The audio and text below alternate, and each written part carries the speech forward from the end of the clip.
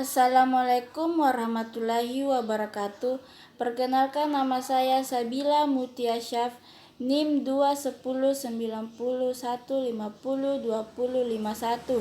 Di sini saya akan presentasikan hasil karya saya sendiri yang berhubungan dengan pengantar manajemen tugas 2, yaitu manajer dalam kegiatan manajemen. Poin pertama yaitu organisasi atau perusahaan.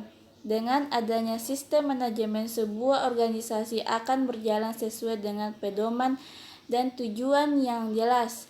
Dalam organisasi, manajemen juga berfungsi untuk mengatur ketertiban yang seharusnya ada dalam perusahaan, baik dari struktur organisasi, kinerja, pegawai, pencapaian, atau target.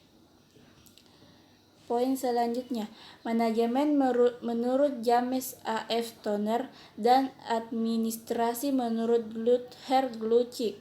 Menurut A. F. Toner, manajemen dari segi proses merupakan suatu proses pengorganisasian, perencanaan, kepemimpinan, serta pengawasan terhadap tujuan, penggunaan, dan kegiatan anggota dalam organisasi yang sudah ditentukan. Menurut Luther Gulick, manajemen adalah suatu bidang ilmu pengetahuan yang berupaya secara sistematis bertujuan untuk memahami bagaimana serta mengapa manusia bekerja sama dalam menghasilkan sesuatu yang bermanfaat. Poin selanjutnya, gambarkan dan jelaskan kegiatan dari fungsi manajemen. Di sini saya sudah menggambarkan tabelnya, yaitu planning, organizing, controlling, directing. Fungsinya yaitu perencanaan atau planning. Perencanaan adalah proses penentuan tujuan strategi dan kebijakan yang dibutuhkan mencapai tujuan. Pengorganisasian atau organizing. Pengorganisasian adalah proses pembagian tugas, wewenang, dan sumber daya di antara anggota organisasi untuk mencapai tujuan. Pengarahan atau directing. Pengarahan disebut juga pengaturan loading, yaitu proses memotivasi, membimbing, dan mengarahkan karyawan dalam rangka mencapai tujuan. Pengawasan atau controlling. Pengawasan atau disebut juga pengendaraan, yaitu fungsi manajemen yang berhubungan dengan produser hasil ketiga terhadap perusahaan.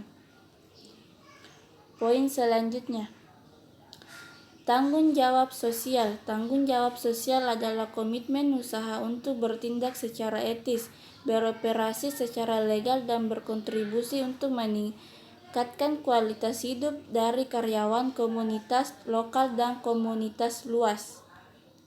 Poin selanjutnya, manajemen rumah lingkungan. Manajemen yang ramah lingkungan adalah kesadaran akan eratnya kaitan antara keputusan-keputusan dan kegiatan-kegiatan organisasi dengan dampaknya terhadap lingkungan.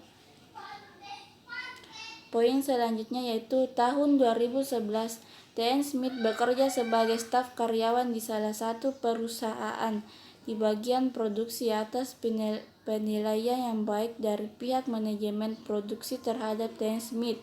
Maka manajer memindahkan T.N. Smith dari perusahaan induk ke perusahaan anak. Berdasarkan kasus di atas, dalam prinsip-prinsip manajemen merupakan bagian dari fungsi manajemen.